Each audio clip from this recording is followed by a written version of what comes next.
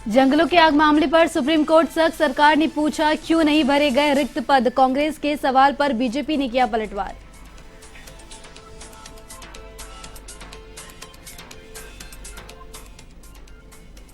BJP को सीटों का आरक्षण तय होने का इंतजार, उम्मीदवारी के लिए कार्यकर्ताओं से करेगी रायशुमारी, सभी नगर निकायों में जीत का बनाया लक्ष्य।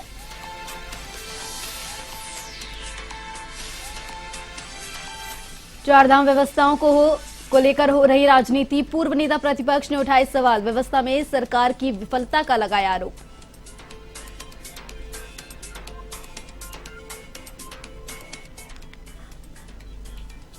विश्वनाथ जगदीश शीला डोली का 25वें वर्ष में हुआ प्रवेश, देहरादून में लोगों ने किया स्वागत, विश्व शांति की कामना से निकाली जा रही डोली यात्रा।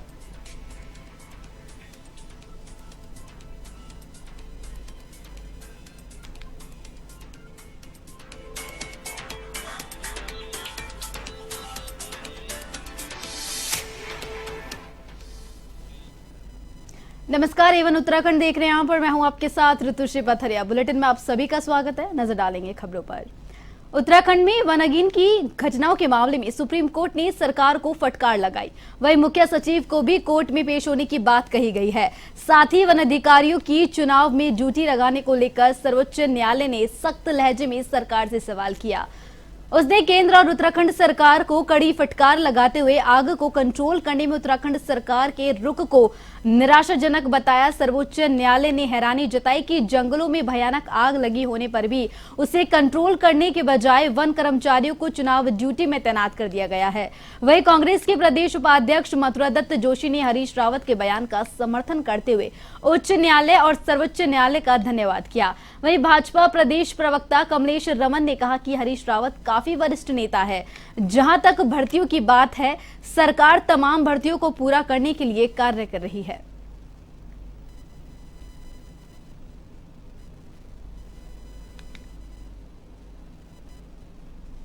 इस सरकार को या तो हाईकोर्ट, माननीय हाईकोर्ट चला रहा या माननीय सुप्रीम कोर्ट चला रहा है। चाहे कोऑपरेटिव बैंक में घोटाले की बात हो, माननीय हाईकोर्ट के निर्देश पर जांच हो रही है। कोऑपरेटिव में नियुक्तियों की बात हो, माननीय हाईकोर्ट के निर्देश पर हो रही है। मंत्रियों के खिलाफ जांच की बात हो, माननीय हाईकोर्ट के निर्देश पर हो रही है। पीसीएस परीक्षा कराने की बात हो, माननीय हाईकोर्ट के निर्देश पर हो रही है। आज फॉरेस्ट गार्ड में जो भर्ती होनी है उसमें भी माननीय सुप्रीम कोर्ट ने जब निर्देश दिया है तब सरकार हरकत में आई है। माननीय हरीश रावत जी ने बिल्कुल सही पोस्ट डाली है और सही बात कही है। सरकार अपने कर्तव्य पथ से डगमगा रही है।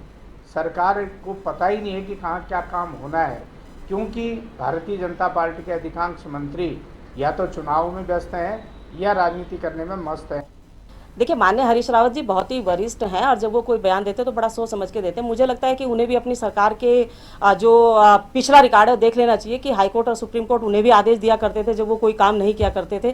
तो रही बात भर्ती होने की, तो मुझे लगता है कि सरकार इस ओर अपना ध्यान दे रही है और जो जितनी भी वैकेंसी, जितनी भी भर्ती होगी, चाहे फॉरेस्ट गार्ड की हो या अन्य तमाम विभागों की हो, उनको करने का काम सरकार करेगी। तो माननीय हरीश रावत जी के दिशा निर्देश पर नहीं, बल्कि जो सरकार की मुहिम है भर्ती करने की, वैकेंसियां निकालने की, तो मुझे लगता है उसके तहत ये काम हो रहा है। और रही बात आरोप लगाने की कि माननीय हरीश रावत जी आरोप लगा रहे हैं कि हाईकोर्ट के बाद ही शायद सरकार जागी होगी, तो हरीश रावत जी भली बात ये जानते हैं कि उनको कितने आदेश हाईकोर्ट ने दिए थे।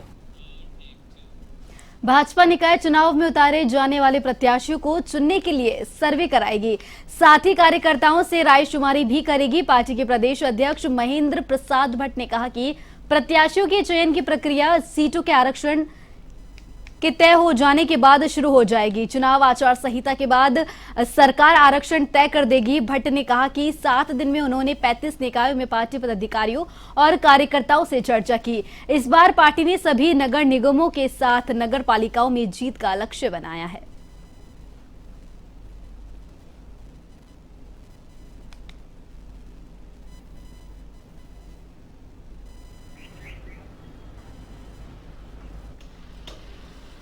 अभी नगर पालिका, नगर निगम, नगर पंचायत के चुनाव की दृष्टि से पार्टी ने अपने कार्यक्रम की श्रृंखला को बढ़ाया है।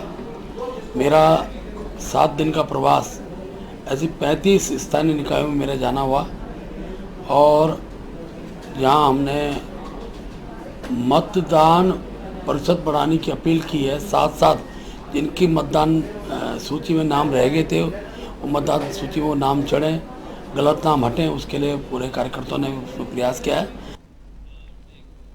चारधाम यात्रा में सरकार अपनी तैयारी कर रही है, जबकि विपक्ष लगातार सवाल खड़े कर रहा है।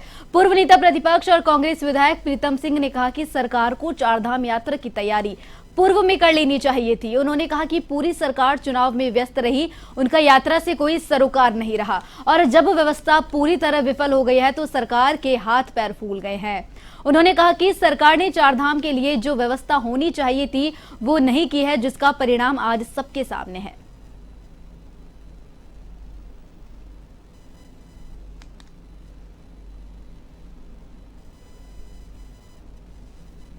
कि मैं समझता हूं कि चारधाम यात्रा की तैयारी सरकार को पूर्व में कर लेनी चाहिए थी, पूरा होमवर्क कर लेना चाहिए था, लेकिन सरकार ने कोई होमवर्क नहीं किया।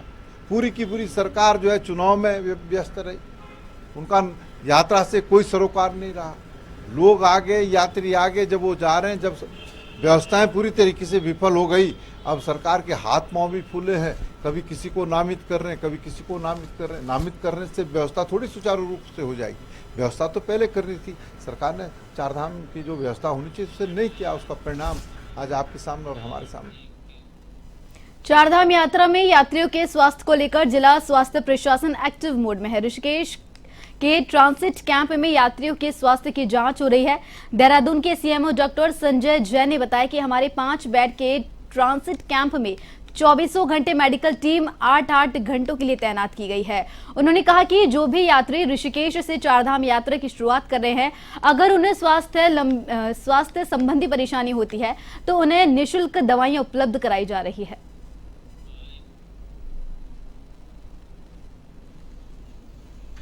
जो हमारा ये ट्रांजिट कैंप चिकित्सालय है 5 बेड का, उसमें 24/7 हमने एक मेडिकल टीम 8-8 घंटे की ड्यूटी पे वहाँ तैनात की है। तो जो भी यात्री, जिनको भी यात्रा जो अपने ऋषिकेश से शुरू कर रहे हैं, उनको यदि किसी स्वास्थ्य संबंधी कोई भी असुविधा होती है, ये तो कोई ज़रूरत है, तो वहाँ आके वो अपने निःशुल्क दवाइयाँ उपलब्ध हमारे द्वारा कराई गई हैं, तो वो उसको ले सकते हैं। इसके अलावा यदि छोटी मोटी कोई चोट लग जाती है या गर्मी के सीजन में किसी को मान लो डिहाइड्रेशन हो जाता है, तो इसलिए 5 बेड के हॉस्पिटल में हम उनको एडमिट करके समुचित IV लाइन, IV ड्रिप वगैरह लगा के उनको ट्रीटमेंट। चारधाम यात्रा में देश भर से बड़ी संख्या में श्रद्धालु आ रहे हैं। गंगोत्री और यमुनोत्री धाम में कई श्रद्धालु बिना दर्शन किए वापस आए।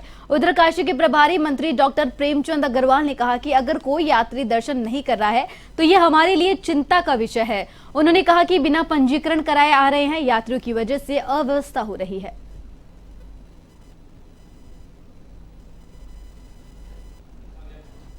कुछ यात्रियों ने हेलीकॉप्टर की बुकिंग कराई हुई थी और उनको हेलीकॉप्टर की बुकिंग, उसका आप जानते हैं, उसका समय निर्धारित है, दिन निर्धारित है।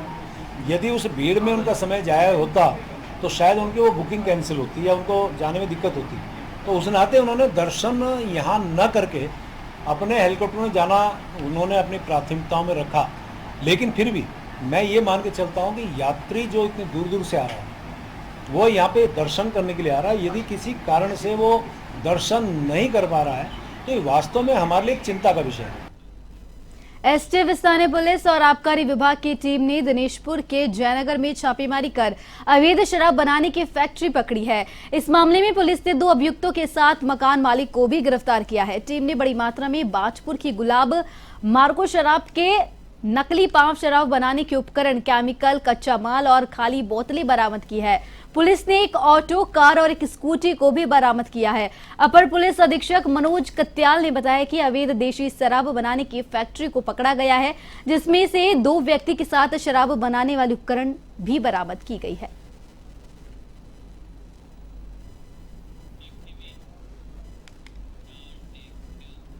काशीपुर में दर्जनों व्यापारियों ने भाजपा नेता दीपक बाली के नेतृत्व में कोतवाली पहुंचकर कोतवाल आशुतोष सिंह से मुलाकात की। उन्होंने 15 दिन पूर्व नई सब्जी मंडी स्थित मोबाइल शॉप में हुई चोरी का खुलासा करने की मांग की है। अज्ञात चोर मोबाइल शॉप से लाखों रुपए के मोबाइल फोन की चोरी कर फरार हो गए थे। कोतवाल आशुतोष सिंह व्यापारियों को आश्वासित किया कि चोरी का जल्द खुलासा कर दिया जाएगा। आज तक घटना का खुलासा नहीं होने पर व्यापारियों ने दीपक बाली के नेतृत्व में कोतवाली का घेराव किया था।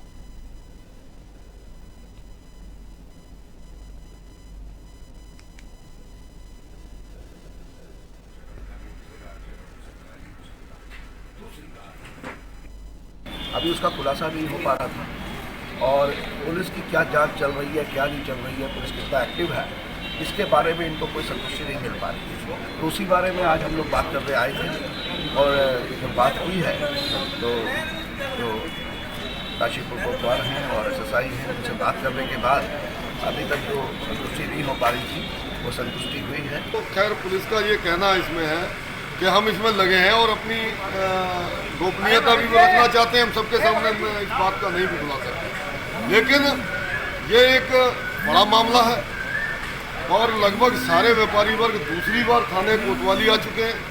और मैं एक बात ये कह देना चाहता हूँ, इसमें निश्चित तौर पर एक बात का तो मैं कह देना चाहता हूँ कि इसमें जो कुछ बता रहे हैं 6 मोबाइल चालू हुए हैं और वो जो चालू हुए हैं वो बता रहे हैं कि उसमें सिम नहीं पड़ा है, कुछ नई टेक्नोलॉजी से हो सकता है वो सिम नेपाल चालू, ऐसा विषय आया अभी कुछ दिन पहले मेरी शॉप पे मोबाइल चोरी हुए थे। रात 3-4 बजे करीब चोर आए और शटर काटा उन्होंने और मेरी शॉप से 32 मोबाइल चुरा के ले गए थे और कुछ नकदी थी 30-35 हज़ार रुपये की, वो ले गए थे। हम बार बार पुलिस पे आ रहे हैं। भगवान विश्वनाथ जगदीश शिला डोली 25वें वर्ष में प्रवेश कर गई है। ये डोली राजधानी देहरादून के नगर निगम स्थित टाउन हॉल पहुंची, जहां एक विशेष कार्यक्रम में लोगों ने डोली का स्वागत किया और आशीर्वाद लिया। यात्रा संयोजक मंत्री प्रसाद मैथानी ने कहा कि विश्वनाथ जगदीश शिला डोली यात्रा पिछले 24 वर्षों से निकाली जा रही है और विश्व शांति की कामना के उद्देश्य से डोली यात्रा से भी 13 जिलों में निकाली जाएगी। टपकेश्वर मंदिर के महंत कृष्ण गिरी महाराज भी डोली का आशीर्वाद लेने पहुंचे।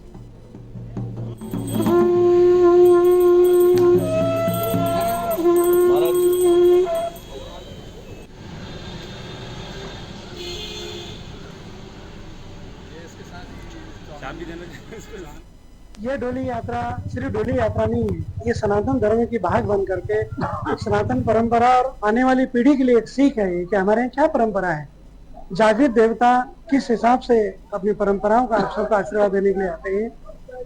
माननीय मंत्री प्रसाद जी तमाम उनके समिति के लोगों को आज के इस मतलब पुनीत पर्व पर और आज के इस सुंदर आयोजन पर मैं बहुत बहुत मंगल कामनाएं देता हूं। और इस डोली का जो मुख्य उद्देश्य है वो विश्व में शांति कायम हो, देव संस्कृति की रक्षा हो और उत्तराखंड में 4 धाम के अलावा 1000 धाम यहाँ पे स्थापित हों, 1000 संस्कृत के विद्यालय खुलें, 1000 ध्यान केंद्र बने और जो हमारे उत्तराखंड की जो धरती बंजर हो गई है उसको आबाद करने का और जो वो बिक रही है, जो भूमाफिया यहाँ पर जमीन को खरीदने का काम कर रहे हैं, उसको न बेचने का संकल्प। ये यात्रा परसों 16 मई से शुरू हुई थी हरिद्वार से और इस प्रकार से आज देहरादून में पहुंची है। एवन उत्तराखंड में मेरे साथ इतना ही। देश दुनिया की तमाम और अहम खबरों के लिए बने रहिए वन टीवी के साथ। नमस्कार।